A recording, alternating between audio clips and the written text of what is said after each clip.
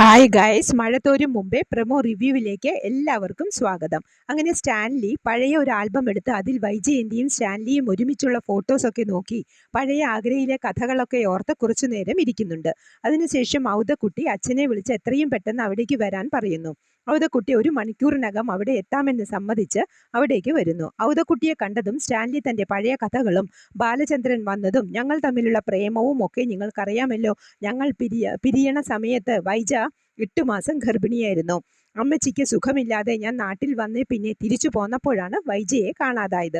ഉള്ള കാര്യം മുഴുവൻ എന്നോട് പറയണം അപ്പച്ച എന്ന് പറയുമ്പോൾ, എനിക്കൊന്നും അറിയില്ല എന്ന് ഔദക്കുട്ടി ഒഴിഞ്ഞു മാറുമ്പോൾ, നിങ്ങൾക്കെല്ലാം അറിയാം, നിങ്ങൾ കാരണമാണ് ഞങ്ങൾ വേർപിരിഞ്ഞത്, എനിക്കിപ്പോൾ എല്ലാം മനസ്സിലാവുന്നുണ്ട് എന്ന് പറയുമ്പോൾ, അതൊക്കെ ഇപ്പൊ നീ എന്തിനാ പറയുന്നത്?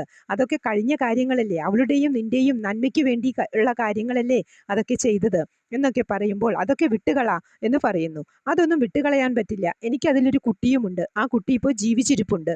നിങ്ങൾക്കെല്ലാം അറിയാം, ഞാൻ അമ്മച്ചിക്ക് വയ്യാതെ നാട്ടിൽ വന്നപ്പോൾ ഫേക്ക് കല്യാണ ഇൻവിറ്റേഷൻ അടിച്ച് എന്നെയും വൈജയെയും കാണിച്ച് ഞങ്ങളുടെ കല്യാണം നടത്തി. ഞാൻ തിരിച്ചു വന്നപ്പോൾ വൈജയെ അവരുടെ ആങ്ങളമാർ അവളെ വീട്ടുതടങ്കലിൽ വെച്ചു. ഞാൻ കുറേ അന്വേഷിച്ചു, കണ്ടെത്താനായില്ല. അതിനിടയിൽ ആക്സിഡന്റുമായി കോമയിലുമായി. നിങ്ങൾ സത്യം പറഞ്ഞേ പറ്റൂ, ഞങ്ങളുടെ കുട്ടി ഇപ്പോൾ എവിടെയാണ് എന്നും സ്റ്റാൻലി ചോദിക്കുന്നു. അത് ചാപ്പിള്ളയാണ് എന്നാണല്ലോ ഞാൻ കേട്ടത്. അതൊരു ചാപ്പിള്ളയുമല്ല, ആ കുട്ടി ഇപ്പോൾ ജീവിച്ചിരിപ്പുണ്ട്. ഒരു അനാഥാലയത്തിലാണ് അവൾ വളർന്നത്. അവളെ ഞാൻ തിരിച്ചിവിടേക്ക് കൊണ്ടുവരും. എനിക്ക് എൻ്റെ മോളായി എൻ്റെ മോളെ വേണം എന്ന് പറയുമ്പോൾ ഔദക്കുട്ടിക്ക് സ്വല്പം പേടിയായി. വേണ്ടാത്തത് കാര്യത്തിനൊന്നും നീ പുറപ്പെടണ്ട. ഇപ്പോൾ തന്നെ നീ നിന്റെ ഭാര്യയെ കൊണ്ട് മനസ്സമാധാനം കിട്ടാതെയാണ് ഇവിടെ വന്ന് താമസിക്കുന്നത്. നീ വെറുതെ വേണ്ടാത്ത വയ്യാവേലി എടുത്ത് തലയിൽ വെക്കണ്ട എന്ന് പറയുമ്പോൾ, പിന്നെ ഞാൻ എന്തു ചെയ്യണം? പെരുവഴിയിൽ ഉപേക്ഷിക്കണോ എന്ന് സ്റ്റാൻലി ചോദിക്കുന്നു. ഏതായാലും അലീനയെ സ്റ്റാൻലി ഏറ്റെടുക്കാൻ തന്നെ തീരുമാനിക്കുന്നുണ്ട്. അതുപ്രകാരം ബാലചന്ദ്രന്റെ വീട്ടിൽ വരുന്നുമുണ്ട്. ഇനിയുള്ള എപ്പിസോഡുകൾ നെഞ്ചിടിപ്പോടെ മാത്രമേ നമുക്ക് കാണാൻ സാധിക്കുകയുള്ളൂ. മിസ്സാക്കാതെ കാത്തിരുന്നു തന്നെ കാണുക.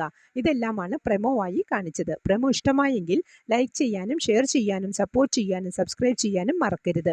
അടുത്ത ഒരു എപ്പിസോഡിന്റെ പ്രമോവുമായി വരുന്നതുവരെ കാത്തിരിക്കുക.